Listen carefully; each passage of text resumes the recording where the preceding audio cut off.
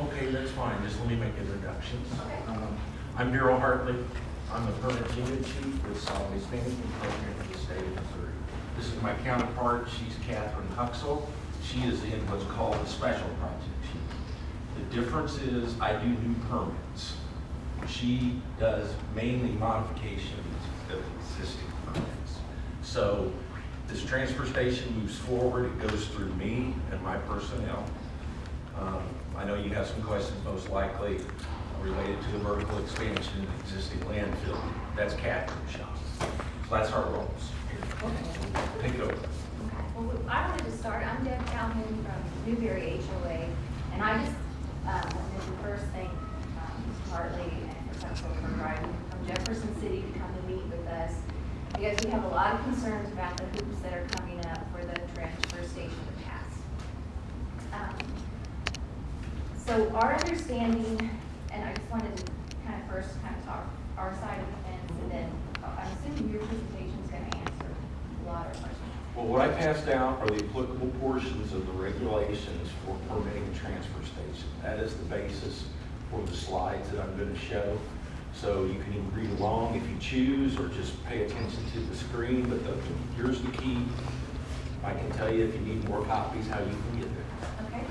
So our understanding of the Missouri Department of Natural Resources is that you guys have three primary jobs: to protect the public health, to prevent the interference with use and enjoyment of properties, and to ensure the compliance with environmental standards. And that's why we asked you here today, because we need your help in trying to protect those elements. On our side of the fence, we view this proposed trash transfer station as not compatible to our surrounding uses and land uses.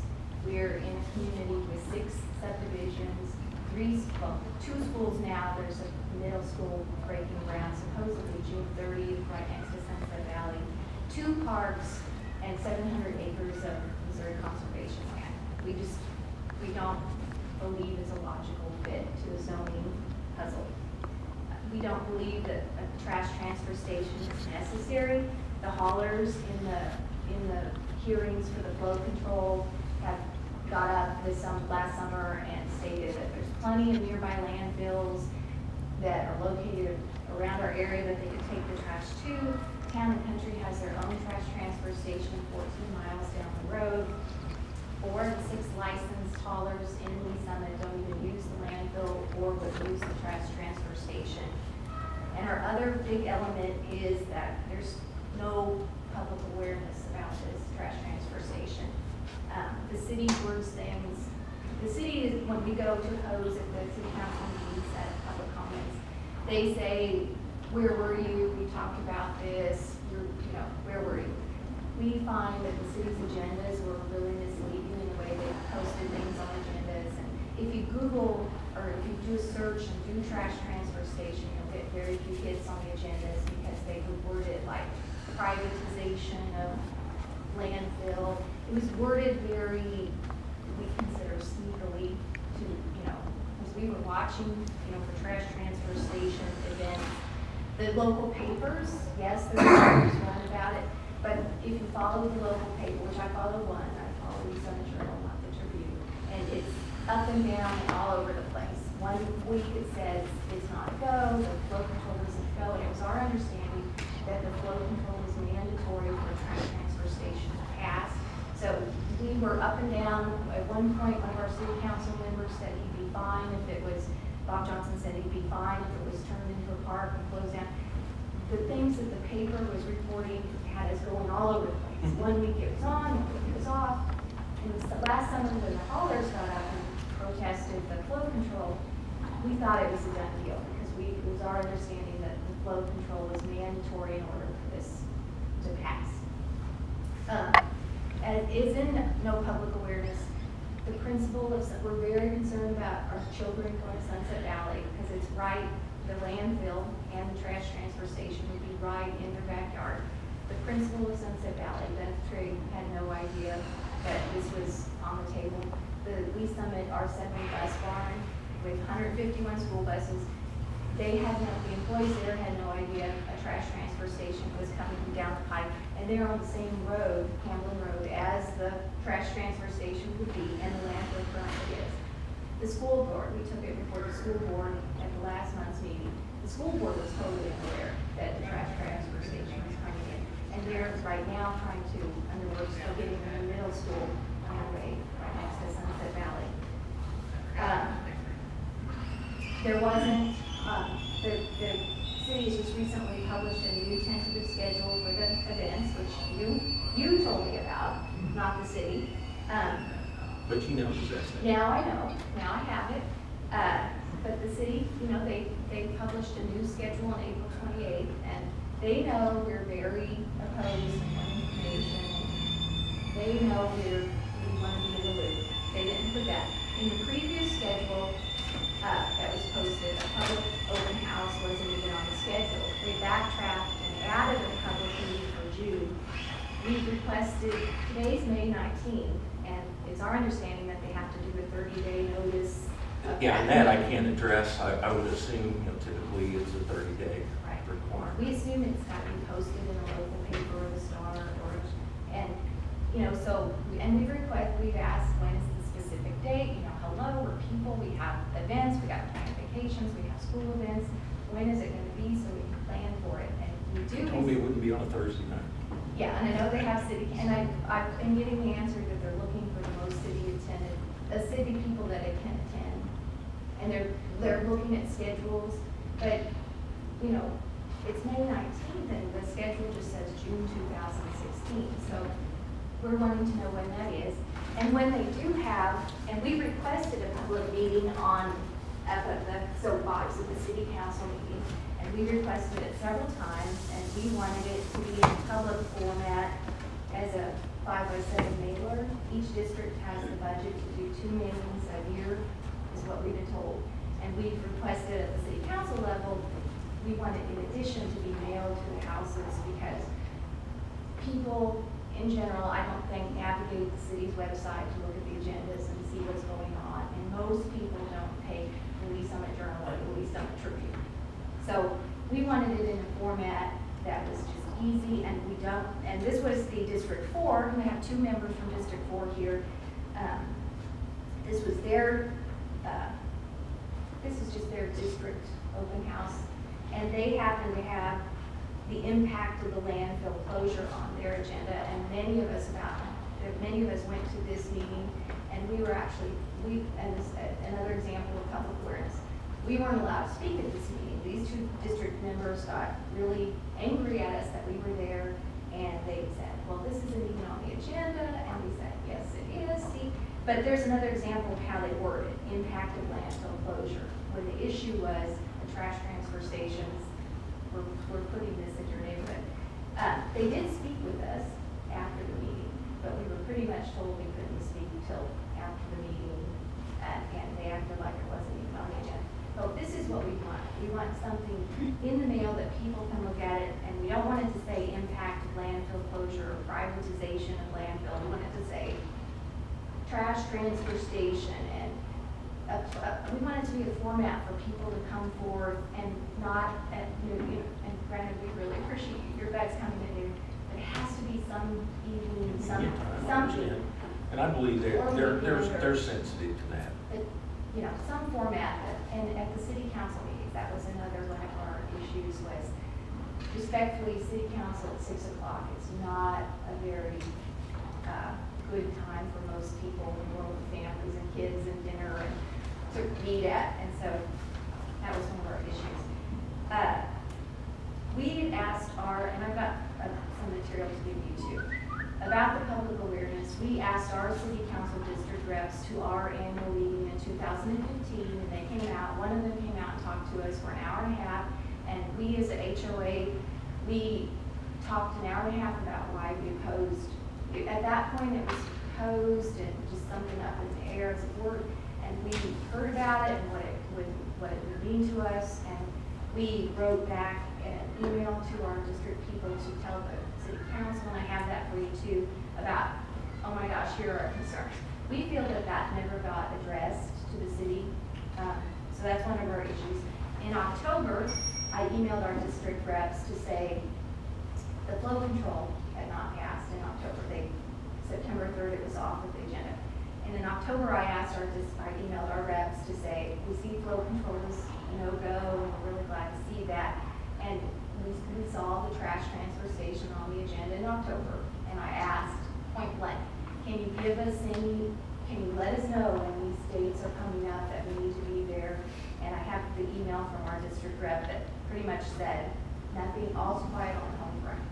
And then also, we haven't been given dates. January 14th, that's when the city passed the contract, and they did not tell us the dates of, hey, by the way, this might be one you really want to attend to. We just feel like we asked specifically, tell us these dates that they're gonna be at, and we realize they can't maybe tell every person in the world, but they had a contact for different neighborhoods. The Bailey Road Bridge, I'm sure you're probably aware of that.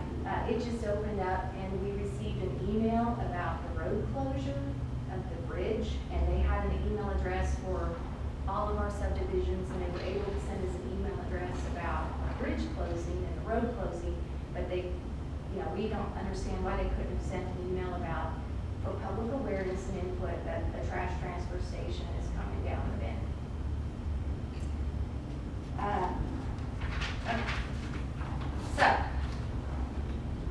So in the tentative schedule, and we'll send one to everyone about the new list, there's an overlap of months and years between task 1 and 3, and no specific dates, even though it is our understanding that the city has they already had their pre-application meeting in May, and For the special use permit. they've already had the pre-application meeting, and we don't know who will manage to operate the trash transfer station. We asked for a schedule of deadlines, and we haven't received that.